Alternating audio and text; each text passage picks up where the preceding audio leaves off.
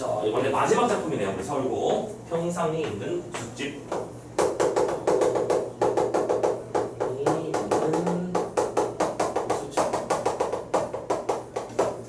자, 일단은 시 한 편이고요.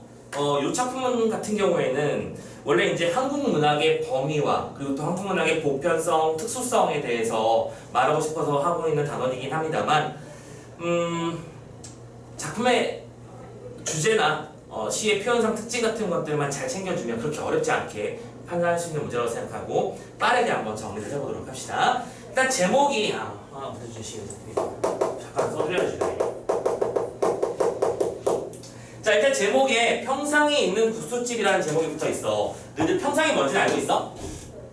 평상, 평평한 상인데 이게 이렇게 널대대한 상인데 여기에 사람들이 이렇게 모여앉고 이렇게 앉고 이렇게 앉고 이렇게 모여 앉아서 여기 둘러앉아가지고 음식을 먹는 널대대한 공간을 말하는 거야. 쉽게 말하자면 이 평상이라고 하는 건 한국 전통의 어떤 특수한 문화, 모여앉기 같은 개념이지. 여러분들 요즘 식당 가면은 거의 탁자와 테이블이 세팅돼 있잖아요, 그렇지? 테이블과 의자 세팅이 있는데 우리 전통 고유는 기본적으로는 이런 평상 같은 데 모여가지고 지나가다가 너 옆에 앉아가지고 나도 같이 한번 수박 하나 얻어먹고 나 갈게요 하면서 떠나가고 이렇게 막 모임이 있는 느낌이었거든. 자, 평상은 사람들이 모여앉는 공간이라는 특성을 지니고 있어. 사람들이 어디나요? 사람들이 모여 앉는 공간.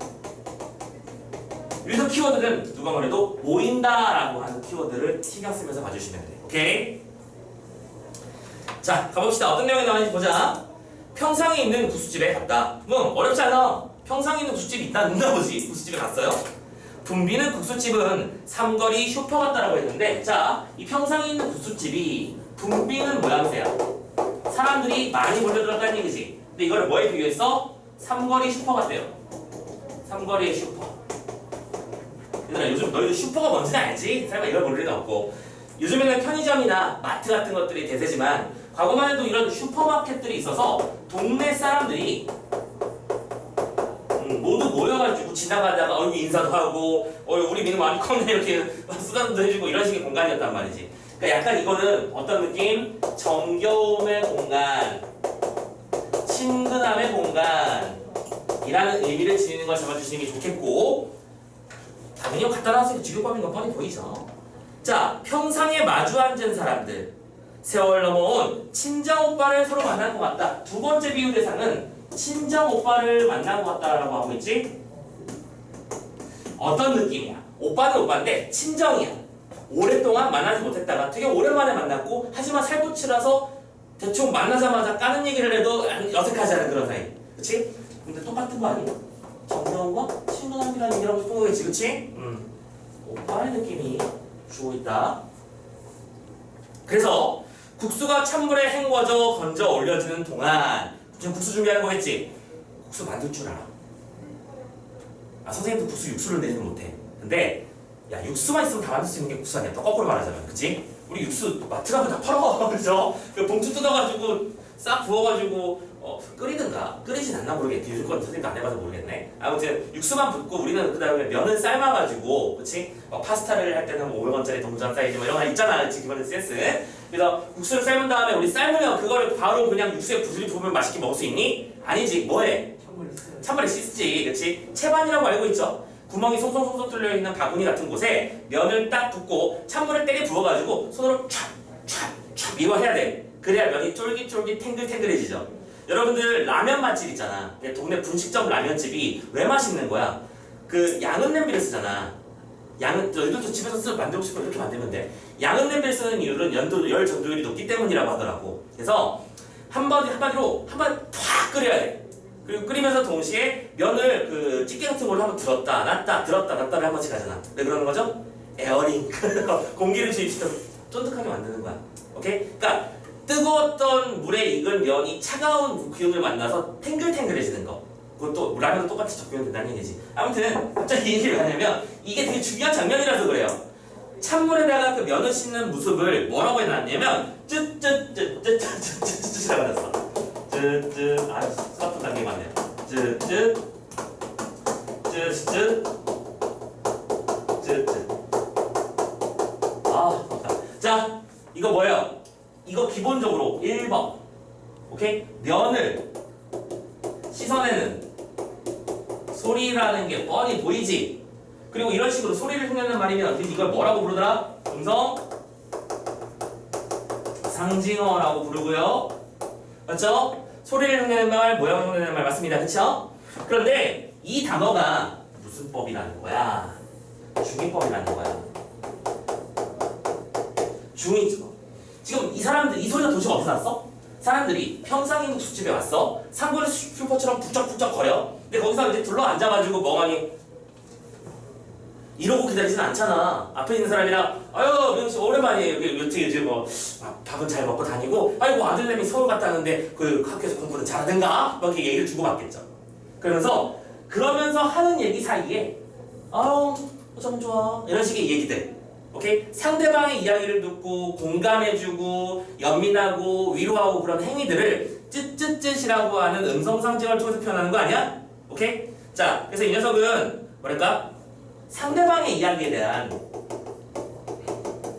공감이 있거나 우리가 보통 위로를 하고 싶을 때 이런 식의 단어를 많이 쓴다는 얘기지. 물론 혀차는 이걸 쯧쯧쯧은 혀차는 소리다, 그치? 혀를 차는 게 기본적으로 무조건 좋은 뜻은 아니야. 우리가 뭐 못마땅한 모습을 보았을 때 못 써 저런 거 이렇게 말하기도 하지만 여기서 말하는 쯧쯧쯧은 어떤 느낌이다? 뭔가 정겨운 사람이 이러이러하다는 얘기를 들었을 때 우리의 정감 있는 반응으로서의 의미를 지니는 것이라고 생각하면 되겠지. 무슨 말인지 이해됐어요? 그래서 이 작품은 요거의 뜻을 이해했으면 게임은 끝난 거야. 평상에 있는 구술집, 또 평상에 있는 구술집의 정경을 묘사하며 이웃 간의 정감 있는 모습을 주제로 하는 시라고 적어주시면 되는 거니까. 됐죠? 자, 이렇게 쯧쯧쯧 하면서 그 다음에 뭐란 말을 해? 손이 손을 잡는 말. 자, 이거를 이렇게 설명하고 있는 말이야. 손이 손을 잡는 말이고 또 두 번째, 눈이 눈을 쓸어주는 말이래. 눈이 눈을 쓸어주는 말이에요. A가 A를 B 하는 말, C가 C를 D 하는 말이지. 뭐예요? 대꾸법이잖아. 대꾸법은 왜 쓰는 건데? 강조할 때 쓰는 거지. 이때 손이 손을 잡는다. 손이 손을 잡는다. 무슨 뜻이야? 상대방에게 아유 괜찮아 위로해주는 거겠죠? 거기 또 눈이 눈을 쓸어준다. 뭐예요? 눈을 쓴다라고 하는 건 뭘까? 눈짓을 보내면서 상대방에게 공감한다는 뜻을 보내거나 혹은 심지어 상대방의 이야기를 듣고 눈시울을 그렁그렁 하는 모습일 수도 있겠지. 되셨어? 오케이? 그러면 이 단어도 이 구절도 결국에는 뭐가 되는 거야? 정겨움이니 또 이거 그대로 쓸게요. 상대방에 대한 공감과 위로의 말들을 대꾸법으로 표현하는 것이 되겠지. 됐나? 다만 여기서는 그래서 요 전체를 가지고 여기까지 그냥 말 그대로 표현상 특징 문제를 내기가 정말 좋아. 오케이? 자, 요 세 구절을 묶어놓고 첫 번째 음성 상징어를 통해 상대방의 처지에 대한 이해를 보여주고 있다. 맞지? 음성 상징어를 통해서 리듬감을 형성하고 있다. 맞죠? 대꾸법을 사용함으로써 19조의 의미를 보태주고 있다. 맞지? 또 명사 형태로 시행을 종결하여 여운을 주고 있다도 맞지?